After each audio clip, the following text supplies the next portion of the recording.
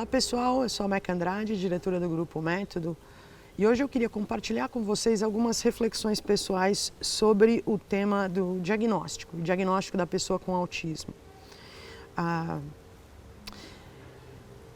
Eu não dou diagnóstico, eu prefiro que ele seja dado por médico, pelo psiquiatra ou pelo neurologista, mas é lógico, eu tenho 20 anos aí de estrada e eu identifico características que são consistentes com o diagnóstico do autismo muito rapidamente. Normalmente, quando isso acontece, eu recebo muitos pais que vêm para a minha clínica procurando exatamente uma resposta definitiva, uma resposta sólida para a questão do diagnóstico. Meu filho tem autismo ou não tem autismo? Embora eu não seja a pessoa que vá dizer definitivamente, olha, isso é autismo, eu compartilho sim com os pais a minha opinião sobre a presença ou não de fatores que são consistentes com o diagnóstico. E só relembrando quais são esses. Presença de comportamentos repetitivos, de brincar restrito, de interesses restritos e alterações de comunicação de vários tipos que não cabe descrever aqui. Claro que eu faço isso com certo cuidado, com uma certa delicadeza, por conta da dificuldade que é lidar com esse diagnóstico, com qualquer diagnóstico, mas com esse diagnóstico quando a criança ainda é muito pequena e quando as coisas ainda estão muito fluídas e no nível da suspeita.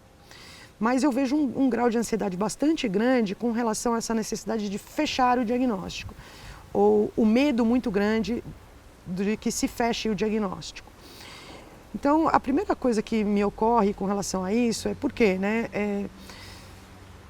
muitos médicos aqui no Brasil são um pouco conservadores, talvez parcimoniosos com relação a isso e preferem não fechar o diagnóstico até a criança ter uma determinada idade. Eu vejo isso como uma opção pessoal, eu entendo por que eles fazem isso, mas em alguns casos a consequência não é exatamente desejável, ou seja, eu vejo que alguns pais não tomam medidas terapêuticas necessárias até que o diagnóstico seja fechado.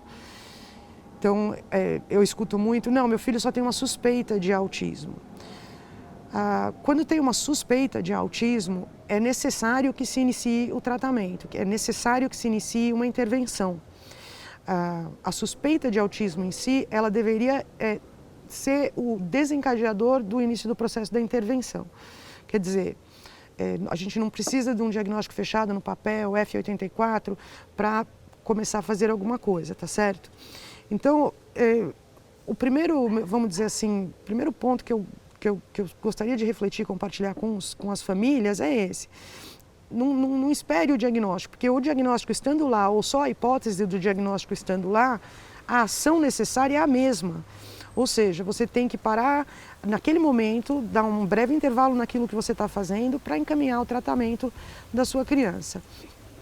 O outro problema que eu vejo é que neste momento de procurar o tratamento, lógico, vamos pensar numa família que não tinha o autismo nem passava pela cabeça e agora está diante dessa nova palavra, autismo.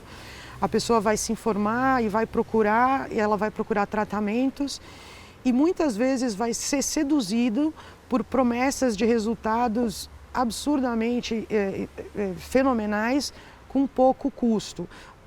A gente costuma chamar isso, entre os meus colegas e algumas pessoas, a gente costuma chamar isso de curas milagrosas.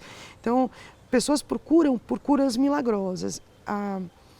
Elas não existem, as curas milagrosas não existem. O tratamento para a pessoa com autismo, ele pode envolver vários tipos de estratégia, vários tipos de técnicas, vários tipos de planejamento, mas ele envolve um trabalho árduo e sistemático que vai produzir resultados gradativos. Eles são resultados que vão se somando, eles não são resultados inexpressivos.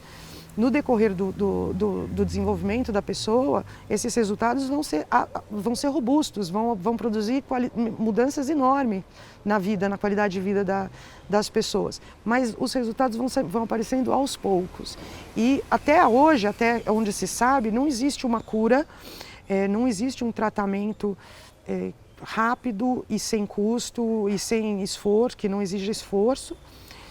Então, Se eu pudesse dar um conselho, vamos dizer assim, abrangente e acredito que útil, sem nenhum efeito colateral, é para que os pais, recebendo essa suspeita, diante dessa suspeita do autismo, não sejam paralisados pela ansiedade ou pelo medo, ou pela ansiedade de receber o tratamento, o diagnóstico fechado, ou pelo medo do autismo grave, é autismo leve, é autismo moderado, porque qualquer que seja o caso, a única coisa que vai produzir um resultado, uma mudança significativa é a intervenção comportamental naquele momento, intervenção intensiva, o máximo, claro, em a intensidade definida em termos específicos de cada criança, dentro do planejamento de cada criança, mas é isso que vai alterar aquele possível diagnóstico no futuro, no decorrer da vida das pessoas.